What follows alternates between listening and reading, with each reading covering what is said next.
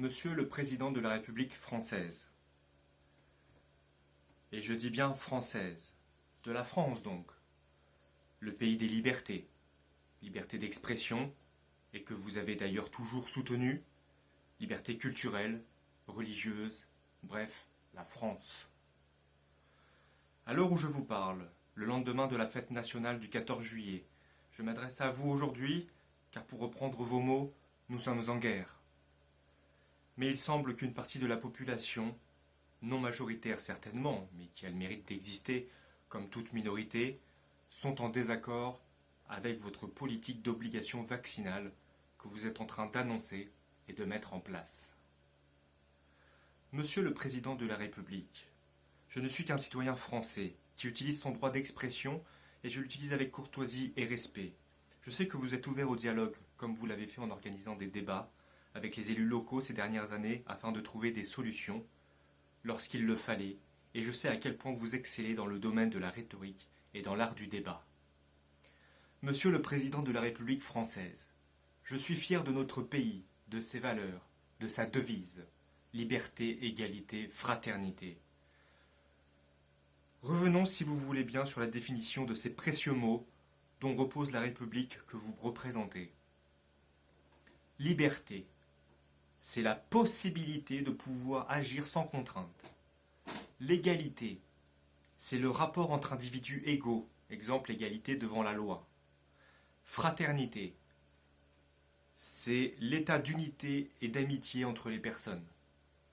Ces trois principes de la devise française sont de toute évidence en désaccord avec l'obligation vaccinale, puisqu'en effet, ce n'est pas la possibilité de pouvoir agir sans contrainte, elle ne permet pas un rapport égal entre les individus, puisqu'il y a des restrictions, et que le fait de ne pas faire participer ou d'exclure une partie de la population, pour quelque motif que ce soit, à la vie sociale n'est pas en adéquation avec la fraternité.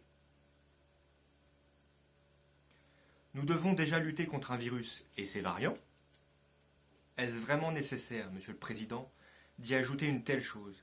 Et je ne dis pas que vous voulez essayer de diviser pour mieux régner, mais peut-être certainement restons unis, ensemble. Lors de votre allocution de lundi, vous nous faisiez part de l'augmentation de la violence familiale en France. Pensez-vous, et notamment dans les familles recomposées, que la question de la vaccination pour les mineurs et dont l'autorisation des deux parents est obligatoire n'est pas sujet à mettre de l'huile sur le feu et des divisions? Les personnes ayant voulu se faire vacciner ont pu le faire librement.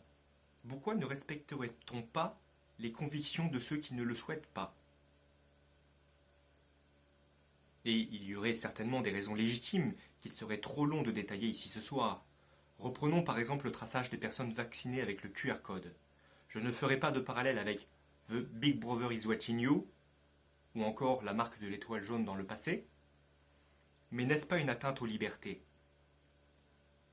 Vacciner les personnes qui le souhaitent, c'est très bien. Mais pourquoi vouloir vacciner tout le monde, avec insistance et menace, entre parenthèses, perte de salaire et d'emploi, quand même, et si vite? Car pas beaucoup de recul sur le Covid. Et en plus en plusieurs doses. Pourquoi en plus on fait plusieurs fois? Peut-être que cela pourrait alimenter les thèses complotistes, et cela n'est pas propice à rassurer la population. Les personnes qui perdront leur travail à cause de la non-vaccination se retrouveront au chômage. Le chômage dont vous venez d'annoncer lundi la baisse des aides financières. Où allons-nous? Si je puis me permettre de vous donner une allégorie pour imager ce que certaines personnes pourraient ressentir face à l'obligation vaccinale, ce serait ceci, Monsieur le Président.